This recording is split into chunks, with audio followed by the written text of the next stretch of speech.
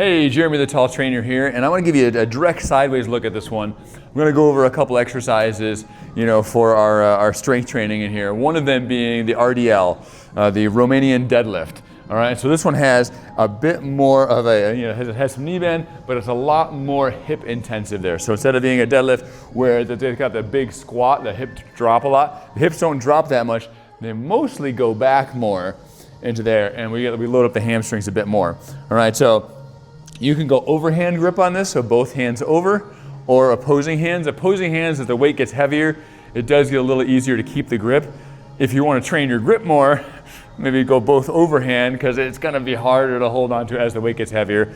But if you wanted to train the other muscles a little bit more, probably the opposing grip there. All right, so I'm going to go overhand for this. This actually isn't too heavy for me to do. Feet, the foot stance is not too wide, so feet are kind of underneath the hips a little bit more here. Hands are out wider than the thighs there. Big thing on this, as all deadlifts, is the chest is out. I'm really pushing the chest out, abs are pulled in, and then as I come over, I'm kind of pushing my butt back, and that is what causes the hamstrings to stretch. That's what gets the tipping to happen, and that's what causes a little bit of knee bend in there. My butt goes back, my knees bend a little bit there, I sink down into this, and then I come back up. So we're trying to feel a bit of the hamstring in here. So stick that tailbone out behind you as you're tipping, and then come back up. All right, some people start trying to get the arms involved. It's not a row, so you just leave the arms straight, but don't slouch them forward. We're trying to retract them almost like we're pretending like we have shorter arms. So there's a little retraction in there that stays the whole time. So there is an upper back component to the exercise there. The lats are turned on, the muscles between the shoulder blades are switched on there, which is why most deadlifts are fairly exhausting, because they're getting a lot of things going at the same time. But this one, we're not going for full-on exhaustion. We're going for a little bit more of a hamstringy stretch, out of this deadlift here. So pushing it back, sinking in there, really sticking that tailbone out, and then standing back up.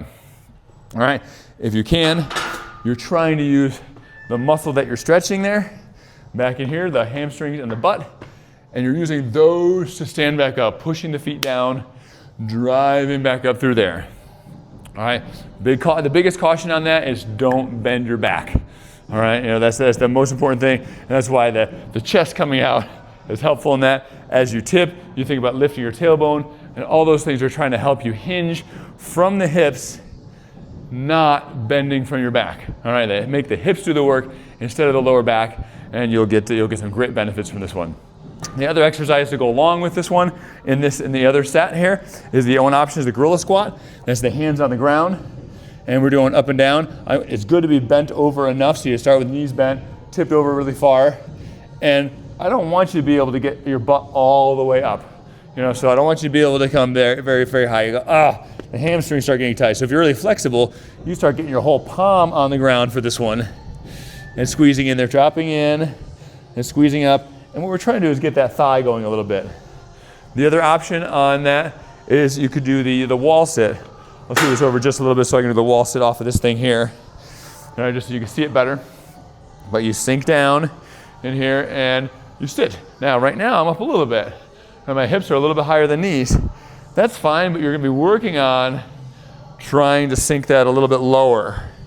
All right, so on the heels a little bit, trying to get full foot contact, not just your toes cramming in there. And again, this is for the thigh here. Now, right now, I'm leaning back on here, and I'm actually using a little bit of my lower back, or my back, the skin of my back is holding me up.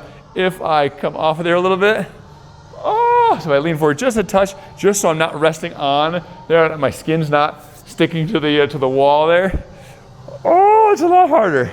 All right, and we want that benefit. We want that difficulty there. And if we can, when we're done, we try to come up from there, to get out of that position.